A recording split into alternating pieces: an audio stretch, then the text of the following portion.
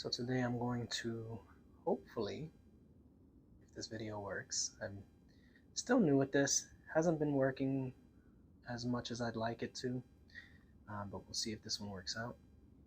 But today, I'd like to take a look at a free-to-play game called Bait. It's a fishing game. It's free to play. It has basically in-game purchases like you would get on one of those phone games that you might play. That's it right there.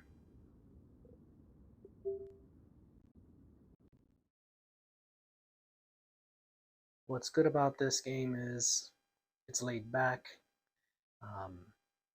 You don't actually have to stand. You're going to be in a sitting position. And also, as you can see, it's actually quite pretty. Now this is the loading screen, I believe. And the strange thing is, it has me facing backwards. Normally I'm facing the other way, but I'm actually glad that it has me facing this way because I would have turned around to show you this. Yes, it's cartoony looking, but if you are like me and you play games like on PlayStation, the original PlayStation, everything was polygons, or the last system I played was the 360. This is pretty much what I would expect to see on a 360. My favorite game is actually Bioshock, which is Bioshock Infinite, and that kind of looks like how it would be. So I'm impressed by this, and I think it's just beautiful. And there's a lighthouse. Unfortunately, you cannot really interact with anything here. I will try to stand up and see if it lets me get into room scale. Already the floor does not match up. You can't tell that by looking at it. Now, it doesn't have me in a seat. Okay, let's see, will it interact? Yes. Back to room scale. And it just recentered me. So this is the start of the game. This is the loading screen, or the menu screen. You have start, do some other things there, settings, you can change things around. This is if you want to try some new features that came out recently. Now, I'm looking down because I'm looking at the outline of my boundary so that I kind of know where I am. Again, you won't be able to see that on camera. So I can actually walk just about up to that boat before I come to a wall. Now let's see what actually happens. The water is also very pretty. It actually looks like water, like you can just jump right in. Now I am being very careful because I don't want to knock anything over. I can see an outline that shows me that there's a table right here. Okay, so I just walked from there over here.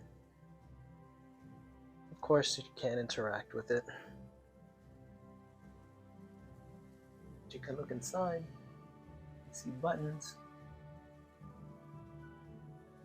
Now, at some point, I would like to actually try playing these games in a really large open space where I could, if I wanted to, walk over to the souvenir shop and see if they actually have anything animated in that alleyway behind those barrels, or even behind that gate over there.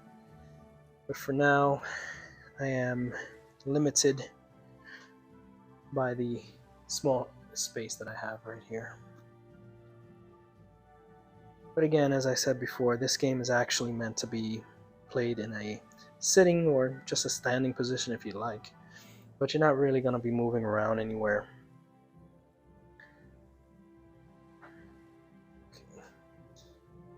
Now, what I didn't notice is it doesn't show where my sofa is. In the virtual environments, you can see where your sofa is. That way you can just easily go back to it. So now I have to use the pass-through system, which you won't see. Ah, it does show. Okay. Don't know if you can see that outline. Probably not. But I'll use my finger to trace it. So there's a blue line. It's a blue rectangle, actually. Right there. And that is my sofa. And that's my cat. And that's my other cat. Let's try not to sit on cat. Okay. Alright. Let's try this out. Now, as you can see, I have already played this. So you're not going to see a fresh experience. I've gotten fairly. I mean, I completed the majority of the story. There is a storyline.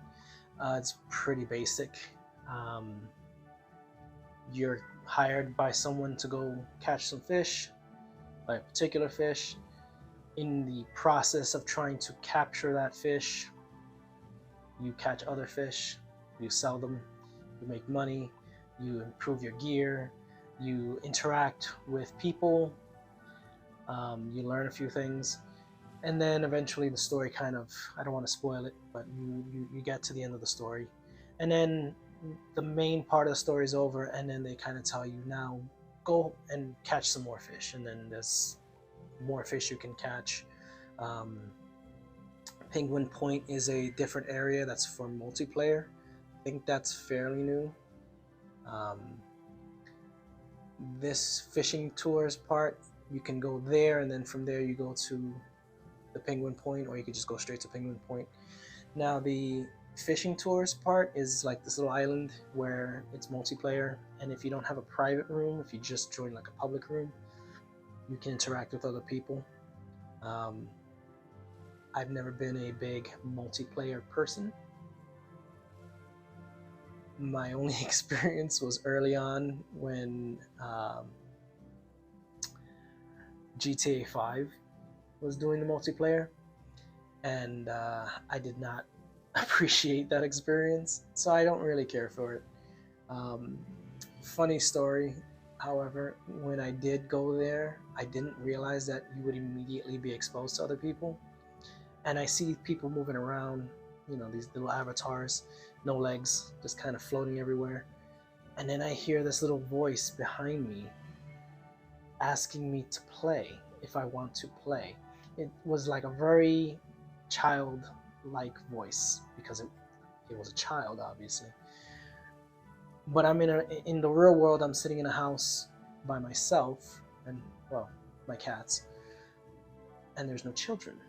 And yet all of a sudden I hear a voice behind me, because that these speakers they do very well in creating direction when it comes to the sound. But I hear this little voice, this little child saying, if I want to play. And that scared the crap out of me.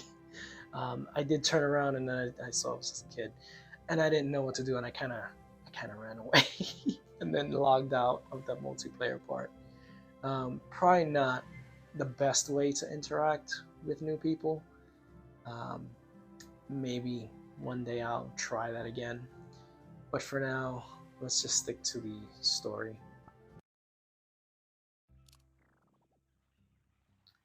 And it spawned me in the wrong place. So I should actually be in this chair right here. Let's see if I can recenter. There we go. So now this chair is lined up mostly, for the most part, with my sofa. It's not the most realistic looking. It's not photorealistic. It's animated, but it's still very pretty. And if you can see the little silhouettes of fish in the water, those are actually something you can interact with. When you grab your fishing pole, which I'll do in a moment, if you cast out your bait right in front of those little fish, one of them will gain interest and it'll bite on it. And once you actually uh, set the hook, the fish silhouette will actually turn into the outline of whatever the type of fish is, and then you have to reel it in. And that's basically it. It's a fishing game set in a very pretty area.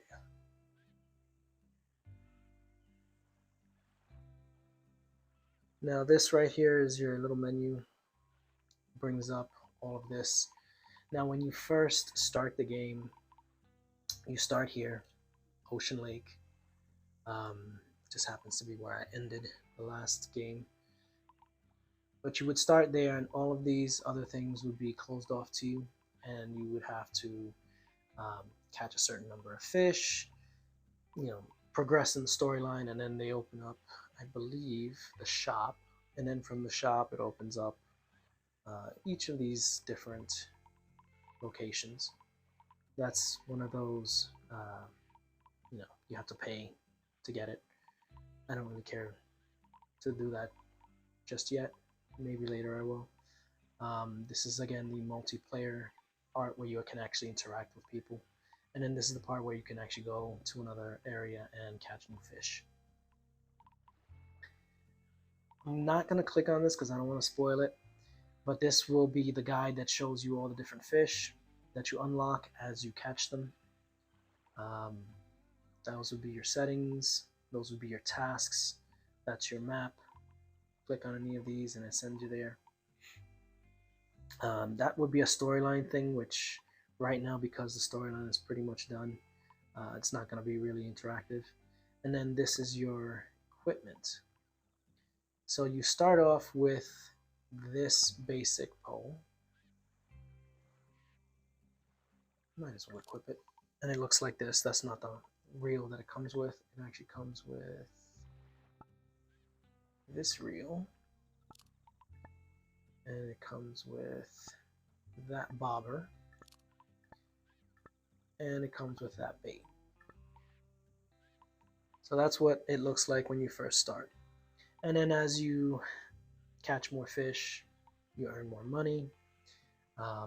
Some of the storyline helps you along and gives you certain things, but they give you different rods. You can buy more rods. If you go to the, what was that, penguin something or other, there's more things you can continue to buy, and they also have things that you can buy with actual cash, which I'm not going to do.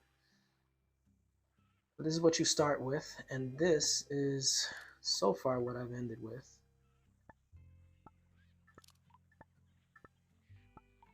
And basically it gets a little better each time. And this is my setup currently. So you use the grip button to grab the pole. The trigger button is kind of what's going to help you cast. And even if you don't have actual experience with fishing, it's pretty intuitive. You'll pick it up fairly quickly. And if you do have experience with fishing, you're gonna learn very quickly that it doesn't actually feel like real fishing. It's a simulation. It does the job, but it's never gonna be like the real thing. Now let's try not to hit anything here. Always be aware of your surroundings in the real world before you start waving your arms around. So you would pull the trigger button, and then right at the end of your cast, you let go of the trigger button.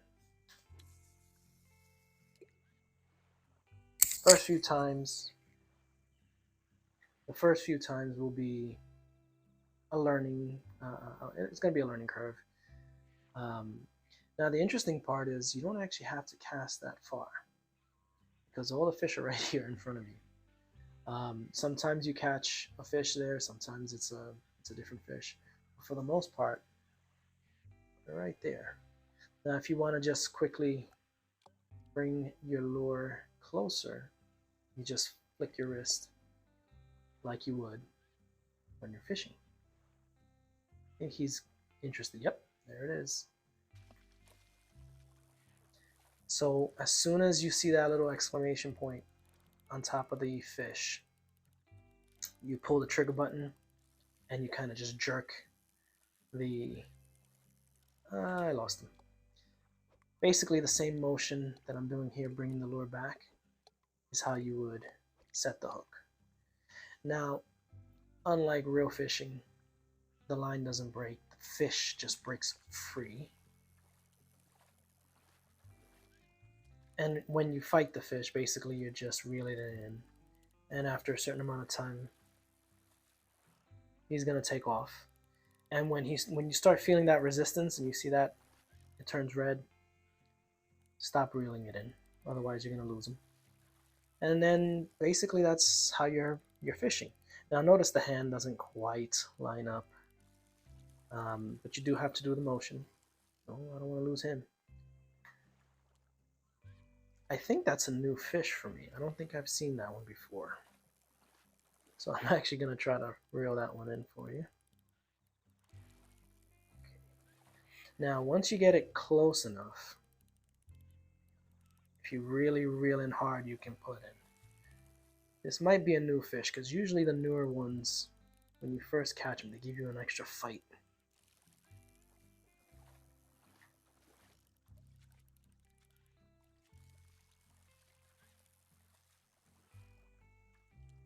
Come on. Okay, I got him now. That is definitely a new one. I have not seen that one before. So that's the other thing. It kind of, as you can see, kind of moves around. And then you have to grab it with this hand. And that is a new fish, as you can see. So it gives you, tells you the weight, tells you how much you made from it. And then you can kind of take a good look at it. And it's just a cartoon fish. If you bring it close enough, it kind of just disappears in your view. And then you can either choose to keep the fish. I don't know if it actually does anything. Or you can throw it back. Again, I don't know if it actually changes anything. Oh, that didn't work. I threw it back, but it seems to have fallen somewhere else. And that is pretty much the gist of it. Now you'll see the silhouette of the fish. He's not interested. That one looks like it's going to be interested. And then watch. It's the same damn fish that I just caught. Well, maybe it's not the same exact fish.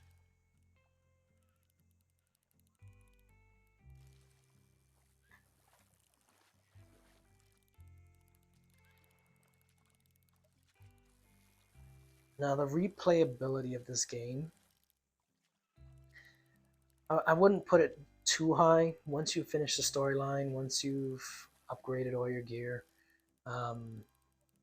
you might find yourself coming back to it just to kill time, just to enjoy the scenery, and just to kind of, I don't know, simulate fishing.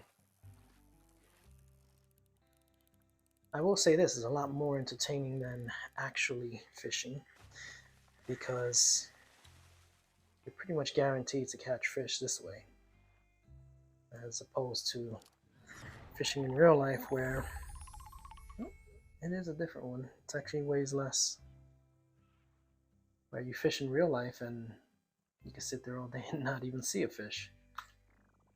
Or maybe that's just me. Maybe I'm just no good at fishing.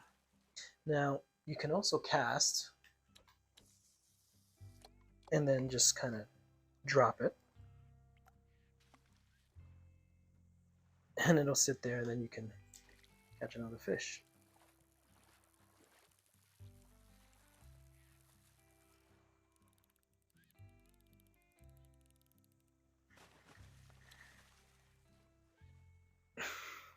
I don't know how I did that. Come on. There we go. This is a different one. Now, they're all meant to be silly, not real fish, but based on similar fish that you might see in the wild. But it's kind of a joke. Now, if you're left-handed, as you can see, it actually switches. And if you take it with your right, it switches again.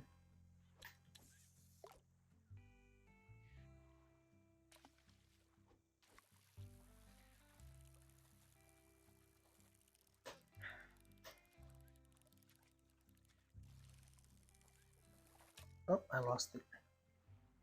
Okay, so I want to show you right now.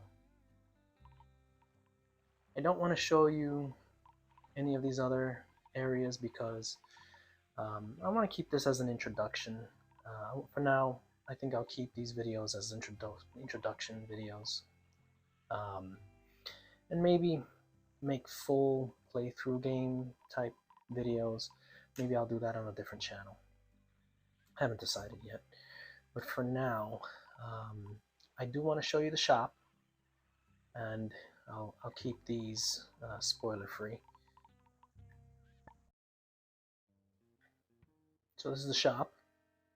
This is where early on in the game, when you build up enough, catch enough fish, you get sent here so that you can get some information for the storyline, and you can buy this equipment here as you build up, as you earn money for catching fish.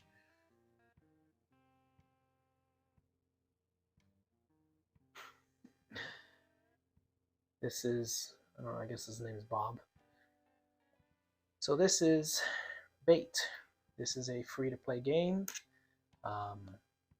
It's on the Quest 2.